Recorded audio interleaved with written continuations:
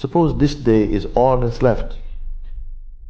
Suppose wherever you come from, you won't have time to return there and say bye-bye, and how will you use your time? If you have this attitude, that kind of earnestness, I think a lot of things will change, and so much for better. Nothing to carry over, no account for tomorrow, everything today. Is possible. What is possible? What would be possible? The majority says if you go through heartbreak, if you're on your knees because your life is falling apart, rush out as quickly as possible.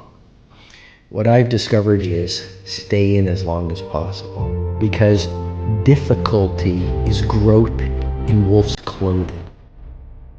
Every problem that we have can be looked at two ways. We can look at it as a difficulty to get rid of, or we can look at it as a message from our true selves. Any problem comes along not in order to make our life miserable, but actually in order to make our life less miserable. And the suffering that it imposes is an attempt to wake us up. And if we wake up, we'll have a reason to be grateful. I'll get to it tomorrow. I'm like, who promised you that?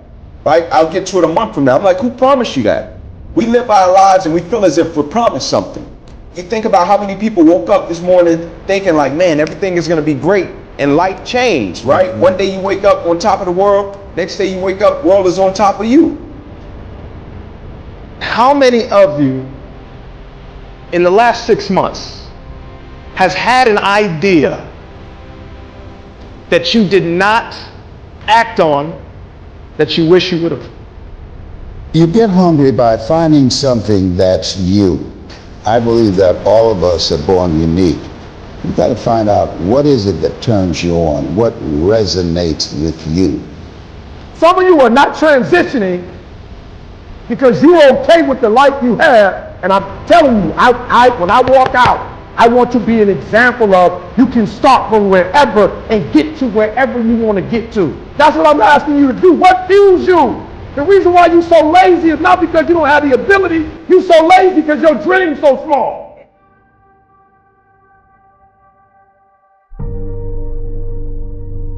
When you break,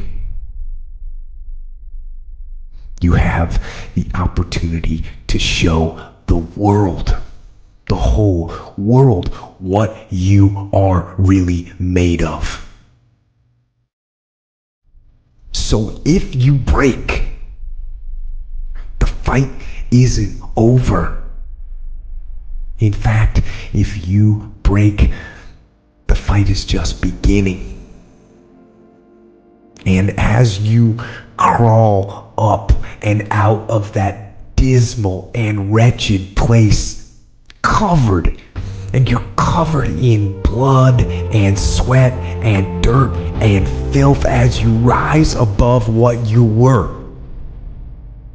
And as you take the form of who you are supposed to be, you will see that in the very act of standing up, in the very act of fighting on, you will become and you will remain unbroken. When you go for a walk with someone, something happens. Either you adjust to their pace or they adjust to your pace. Whose pace have you adjusted to? There are people right now who are working who don't want to work. There are people who hate their jobs, but they keep getting up to do it. Why? Because it's simple, it's easy, it's routine, it's guaranteed. Do me a huge favor, guys. Take full advantage of this opportunity and make your dreams become a reality. Find your vision and follow it. If you don't have a goal, if you don't have a vision, you just drift around. You're not going to be happy. This is why it is so important to have that vision. When you want to succeed as bad as you want to breathe, then you'll be successful. And I'm here to tell you, number one, that most of you say you want to be successful, but you don't want it bad. You just kind of want it. Some of you love sleep more than you love success. And I'm here to tell you today, if you're going to be successful, you've got to be willing to give up sleep. You have to eat the dream. You have to sleep the dream. You have to dream the dream. You have to see it when nobody else sees it. You have to believe it when you cannot see it. You gotta be possessed with the dream.